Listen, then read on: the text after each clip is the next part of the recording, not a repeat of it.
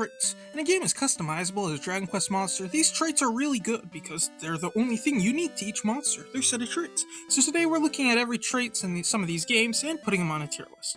Welcome everybody, I'm Defeater of Souls, and if you're interested in Dragon Quest Monsters content, feel free to subscribe to my channel, check out some of my other videos, you might find something you like. Now I should probably explain these tiers. An S tier trait is always useful regardless of the monster, the situation. A tier traits are great, they have one or two catches though. B tier traits are only situationally useful. C tier traits are just alright, pretty much the middle ground.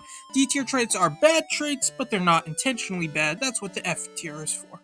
We are only looking at Joker 1, Joker 2, and Dark Prince. We're not looking at the likes of Joker 3, Joker 2 Professional, or Terry's Wonderland for the 3DS. They introduce new traits, but we already have over 200, and yeah, I don't want to talk about more. Plus, they're hard to find information on.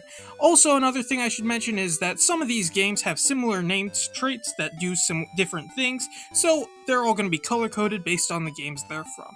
So, with all that out of the way, you now know what we're getting into, so let's start by looking at the traits from Joker 1. We'll be starting with Able Amateur. This doubles your chance of getting a preemptive strike. This can be useful, but it's not useful against bosses or multiplayer battles. It's going into C tier. Artful Dodger doubles your chance of dodging an attack. If you don't build for evasiveness, that's still not going to be too high. C tier. All the Meister traits are going to be grouped together. They decrease the cost to cast the spell and increase the damage of the spell by 10%. This is situationally useful. B tier. Counter Striker is always good as long as your physical attack stat's decent. A tier. Critical Massacre doubles your chance of making a critical hit. It's not bad, but it's not exceptionally good. C tier. Desperado is just worse. Critical Massacre. It requires your HP to be low, but at least those two stack together. C tier. Double Trouble is always good, as long as you let your monster do whatever you want. S tier. Early Bird makes your actions go first, never a situation where this is going to be bad. S tier. Escape Artist is, alright, it allows you always guaranteed to escape from non-boss battles.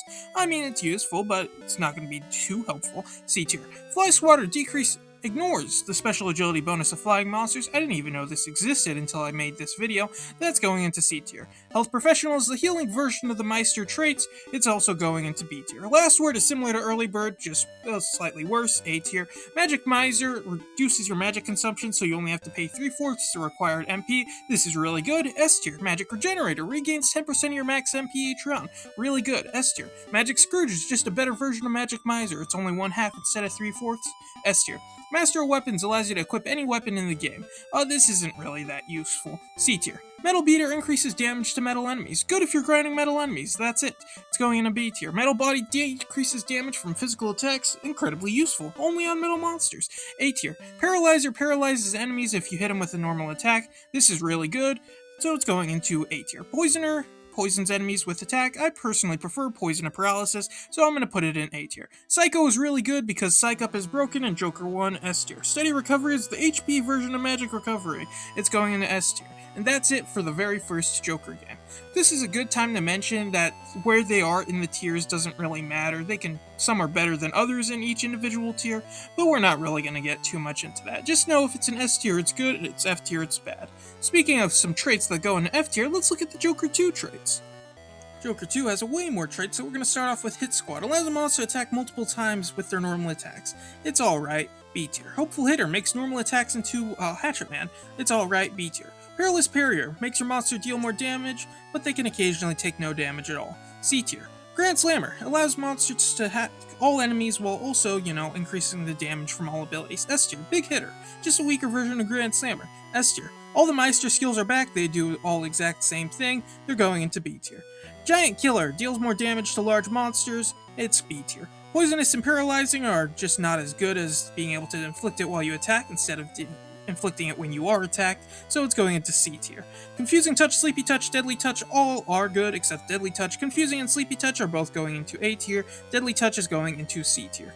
Bouncer. Bounce will always be active, only one situation where this won't be useful.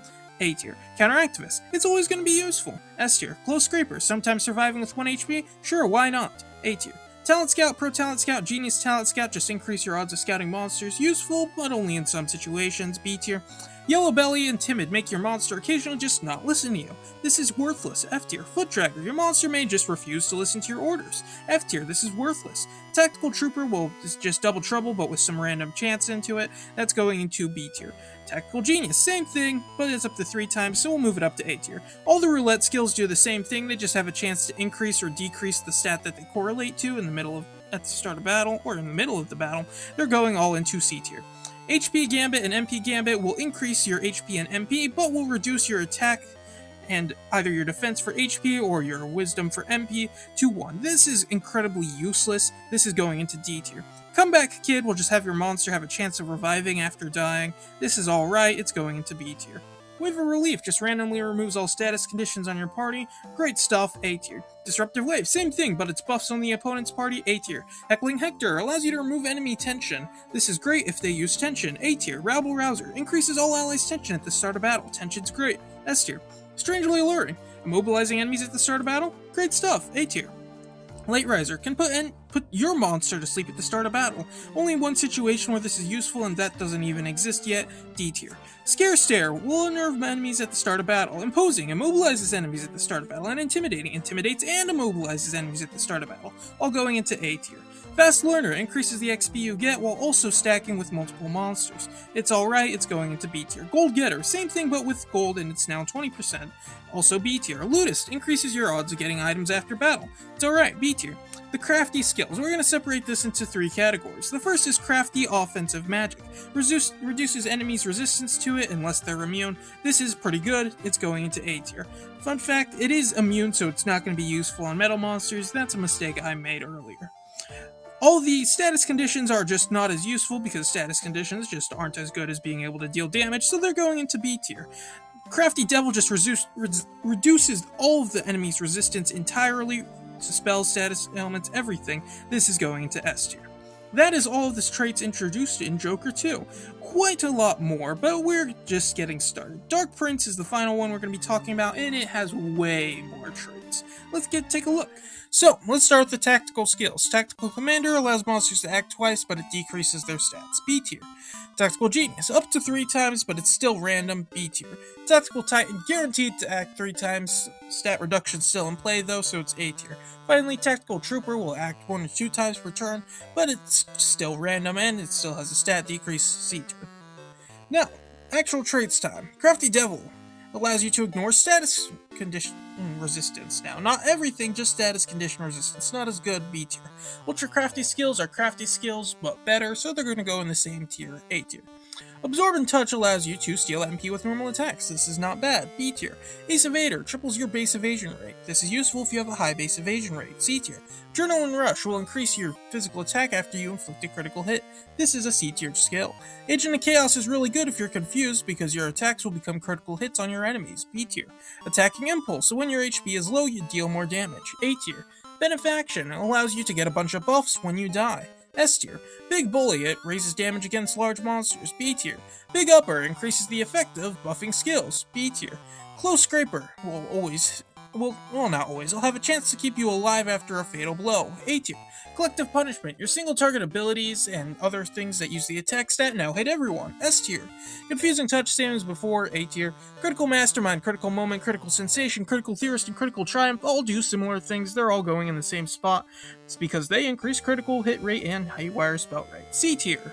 Deadly Touch, same as before, C tier. Decontaminate will just occasionally cure allies of all ailments, A tier. Defensive Impulse, you take less damage when you're at lower health, A tier.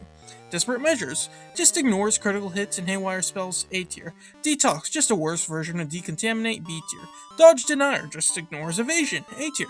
Economist is useful if you're lucky, because it'll allow you to cast the same spell, but the cost is you're always going to have to pay more MP, even though that same spell casting is not guaranteed. C tier. Evasive Impulse, just evasion increase, along with a speed increase when your HP is below half, A tier. Health Professional, good stuff, same as before, B tier. Heaven Sent, just a random chance to get a stat increase, but it is 100% random when it's going to active, and it can only activate once per battle, C tier. High Heal will just randomly have a chance to heal your entire party, a pretty reasonable amount of HP, A tier. Hothead will increase the chance of reaching a Frenzied State. Frenzied State is really good, S tier. Infected Skin is pretty much the same as Poisonous, C tier. And Sensitive Skin, pretty much the same as Paralyzing, C tier. Insta skills will have a chance to instantly imply the buff that they are correlated to at the start of battle. They're all going into B tier. Insta Bounce is just better because it has a chance to apply bounce, which is really good, A tier. Insult to Injury just doubles damage to paralyze, confused, all status conditioned enemies, so it's going into B tier. Intimidating is in the same spot as it was before, A tier. Last Gasp just has a chance to revive enemies once per battle. Revive allies once per battle. Revives an ally once per battle. S tier. Last Legs. Possessor survives a fatal attack with 1 HP. It's guaranteed this time. S tier. Late Bloomer. As the battle goes on, you're going to deal more and more damage and gain more and more stats. S tier. Little Menace. Extra damage against small monsters. B tier. Low Heal, basically just a worse version of High Heal, but it's still good, A tier. Magical Moment, it's the same as all those critical skills from earlier, except with now Haywire spells, C tier. Major Downer, really good if you have status condition inflicting moves and weakening moves, otherwise, C tier. Metal Beater, just extra damage, which also applies when fighting metal monsters, so A tier. Metal Medley, just allows you to deal even more damage to metal monsters. B tier. Metal Skin, same thing except it comes with extra resistance now, which is always nice, so it's going into A tier. Miraculous Touch, your normal attacks now are capable of healing, as a result they deal a little less damage though, A tier. Naked Ambition will double your critical hit and Haywire spell rate with you don't have equipped accessories. This is not a good trade-off, C tier. Paralyzing Touch, same as before, A tier. Parting Gift will reflect damage taken from a killer blow to every enemy on the field, S tier. Personal Grudge, when you die, the enemy that killed you is going to get stunned and have all their stats decreased, S tier. Poisonous Touch, same as before, A tier. Sleep Twitch, if you're asleep, you're going to deal extra damage every turn you're asleep to all the enemies, B tier. Sleepy Touch, same as before, A tier. Slick Skin, has you a chance, is just extra evasion, C tier. Snappy Comeback is basically the single target version of the Parting Gift, so it's going to go into S tier as well. Sobering Slap has a chance to remove status conditions, only a handful of them, but it does affect all allies, so it's going into A tier. Somnolent Skin is basically a sleep version of Paralyzer or Poisonous, so it's going into C tier, not Paralyzer, Paralyzing. Spiky Skin is really good, it deals damage back to whoever hit him, and it also comes with a physical damage decrease, A tier. Spongy Skin allows you to steal some MP from enemies that attack you, B tier. Static Discharge allows you to, if you are paralyzed and hit with a normal or physical skill, there is a chance that the enemy will become paralyzed. D tier. Strangely Alluring, same spot, A tier. Strong Starter. It gives you good damage at the start, but then you become weaker after the 4th turn, C tier. Stunning Skin, same as it was before, or I guess same with Poisonous and Paralyzing, C tier. Stunning Touch, A tier. Stupefying Skin, C tier. Supreme Sidestepper. Once again, evasion rate increased, C tier. Tit for tat, if you get confused, paralyzed, any status condition, will inflict it on the person that inflicted it on you, and it also ignores immunity. This is A tier. Trance State, this basically allows you to have an increased wisdom if you hit a Haywire spell, B tier. Unhealthy Advantage, extra damage at lower HP, pretty good, A tier. Wizardly Waft gives you extra MP at the end of every other turn, so every other turn you're going to get a little MP. Not a lot, just a little, A tier. Wizardly Wind has a decreased chance of getting you the MP, but the MP recovery is much, much better. Still, because it's much harder to get, it's going into B tier. The random set of skills all inflict random status conditions on the opponent or cast random spells at the start of battle, or just at the start of a round. All the ones except for a select few are going to be C tier. Rando Disrupt is basically the same as Disruptive Wave was in Joker 2, A tier. Rando Relief was the same as Wave of Relief in Joker 2, A tier. Rando Panic has a chance to use Wave of Panic to just decrease all of the enemy's stats. This is A tier. The Meister skills are back, they all do the same thing, so they're all going in the same tier, B tier. We get to the Bane level of skills, and this, of course, doubles damage against the family. However, this is incredibly specific, C tier. The Uber Bane skills are just better because they deal more damage to the family selected and ignore even more resistances. So that's also going to be B tier. And that is every single trait introduced in Dark Prince, not counting all the ones you can get from accessories, which is pretty much just more of the same but weaker. And that's the end of the video. You may have counted all of those and realized that there's less than 200, but remember that you have to take into account that a lot of these traits were grouped together if they were very similar, like the Meister or the Ultra Crafty traits. Something you may have noticed is that a lot of traits sit around the middle of this list. That, of course, wasn't intentional, but it makes sense. These games are incredibly well balanced, as in they're easy to break, and that's 100% intentional. You can make any of these traits good, except, the F tier traits. Any of these traits can be good if you intentionally build your monster and maybe even your team around that fact. This customizability works well. Sure, something like Late Riser could be really bad, but if you had, say, Sleep Twitch with it, suddenly it seems really good because you get that extra damage each turn. Now, that's not a pairing that can actually happen, but if it could, you'd know what I mean. So, basically what I'm trying to say is, even though I put all these traits on a tier list, it's still up to you what trait you think's the best. Also, I didn't go into too much detail about why all these are in here, so if you have any complaints, just leave a comment below and I'll explain my reasoning in more detail for any of the traits you feel like were misplaced. So, that's the end of the video. Do you like Dragon Quest Monsters content? Maybe you can subscribe to my channel, that's what I covered. Maybe just check out maybe some of the other videos. If you don't want to subscribe, then maybe get an idea. I don't know. Do whatever you want. Oh, you liked the video? Leave a like. Yeah, I mean, sure. You didn't like the video? Leave a dislike, but please leave a comment so I can know what to improve on. Otherwise, it's not going to be doing me too much good, and I'm the only one who's going to be able to see it, so thanks for that anyways. Comments! You can leave comments. Like I said, you can leave a comment letting me know what your opinion is, and maybe anything you disagree with, so that, we can come to a nice mutual agreement. You can also comment something completely unrelated. We'll get to that in a little bit. Also, speaking of comments, this video was actually a suggestion by a person named Issy, who thought it would be a fun joke to talk about a trait tier list. Well, I thought that was funny, so joke's on you, here's your video. Thanks for the suggestion. I'm working through a few of the old suggestions that I have, because I'm always open for suggestions, so if you have a suggestion for any Dragon Quest Monsters video, leave it in a comment, and I'll take a look at it. I'll add it to this list that I have that keeps on growing. Speaking of things you can do in the comments, let's talk about the question of the every other week. Last week I asked about which Joker 2 X-Rank monster could be scouted in a battle. There were a lot of guesses for S-Dark, which is an X-Rank that can be obtained without synthesis, but it wasn't exactly what I'm looking for. I was looking for Trominator, who can be scouted in the World of Light. So congratulations to Drago the Shinigami, and this handle is not unavailable for correctly guessing that. This week we're going to go with an open-ended question.